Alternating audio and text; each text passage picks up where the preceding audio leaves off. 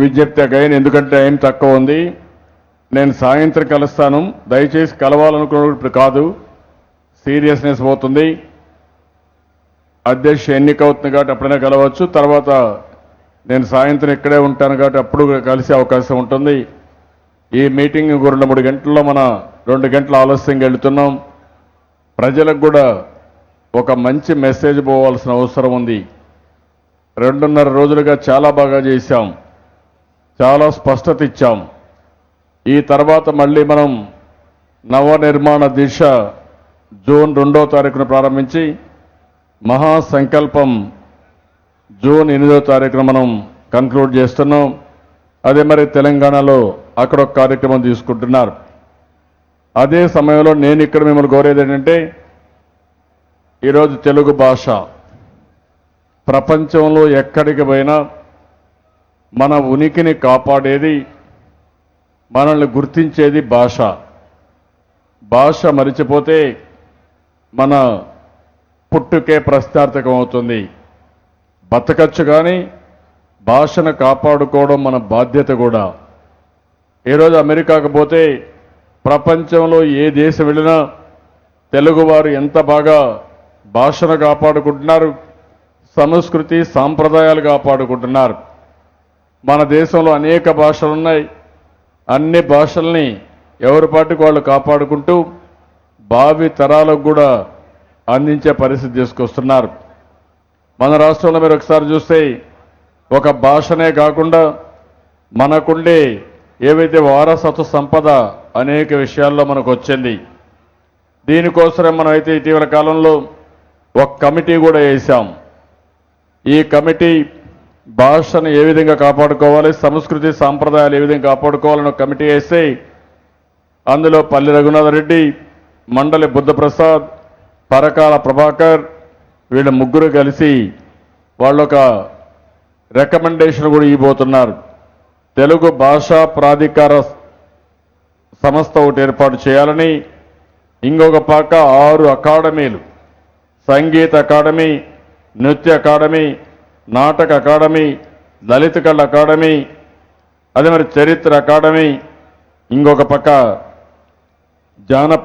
జానపద కళల అకాడమీ, ఇలాంటివి ఒక 6 ఇవ్వబోతున్నారు.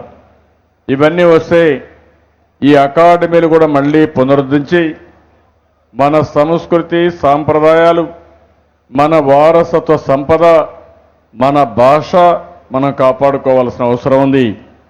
ఇంగ్లీష్ అవసరం ఉపాధి కోసరం, భాష అవసరం మన ఉనికి కోసరం.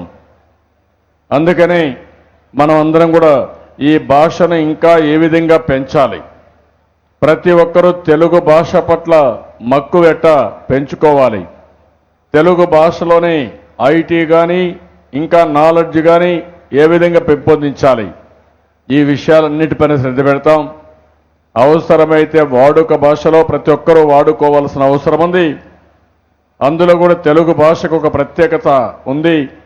దేశంలో హిందీ తర్వాత ఎక్కువ మాట్లాడే తెలుగువే మాట్లాడతారు. అలాంటి భాషలో కొన్ని రాష్ట్రాల్లో తెలుగు కూడా మర్చిపోయే పరిస్థితి వస్తుంది. అక్కడ ప్రత్యేకమైన పరిస్థితుల వల్ల ఏది ఏమైనా తెలుగు జాతి పూర్వ వైభవం కోసం, భాషను ప్రమోట్ చేయడం కోసం అన్ని విధాల ప్రయత్నం చేస్తాం. ఈ భాష విషయంలో ప్రతి ఒక్కరూ మీరు కూడా ముందుకు రావాల్సిన అవసరం ఉంది. రేపు అవసరమైతే కొంత లిటరేచర్ తయారు చేస్తాం, దానిపైన కొన్ని పోటీలు పెడతాం. ఎవరైనా మంచి లిటరేచర్ తయారు చేస్తే, పాటలు రాసినా, పద్యాలు రాసినా, లిటరేచర్ తయారు చేసినా వాళ్ళకు పూర్తిగా అండగా ఉండడం. చరిత్రను చెప్పేది కూడా లిటరేచర్, ఆ విషయం గుర్తుపెట్టుకోవాలి. ఎప్పుడైనా చరిత్రలో ఒకప్పుడు గుప్తుల నాటి స్వర్ణయుగము, అశోకుడు ఏ విధంగా సామాజిక కార్యక్రమాలు చేశాడని చెప్పుకోవడము, లేకపోతే మన రాష్ట్రానికి వస్తే శాతవాహనుల గురించి మనం మాట్లాడేదానికి ఆధారాలు ఏమున్నాయంటే ఆ రోజు ఉండే లిటరేచర్ తప్ప ఇంకోటి లేదు. ఈ ఆధునిక కాలంలో లిటరేచర్ కూడా మనం మర్చిపోయే పరిస్థితి వస్తూ ఉంది. అవన్నీ ఎక్కడికక్కడ కాపాడుకొని మన వారసత్వాన్ని భావితరాలకు అందించాల్సిన అవసరం ఉంది. దీంట్లో ఏమాత్రం కూడా మనం ఏమారడానికి వీల్లేదు. అదే పెద్ద సంపద. ఇంకొక విషయం కూడా ఇక్కడ గుర్తుపెట్టుకోవాలి. ప్రపంచంలో ఏ దేశానికి లేనటువంటి కుటుంబ వ్యవస్థ భారతదేశం యొక్క సొంతం.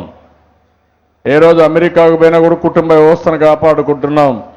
దానికి కారణం మన పూర్వీకుల నుంచి మనకొచ్చే నాగరికత, వారసత్వం, సాంప్రదాయాలు ఇవన్నీ కలిసి వచ్చి మనం ముందుకు పోయే పరిస్థితి వస్తుంది.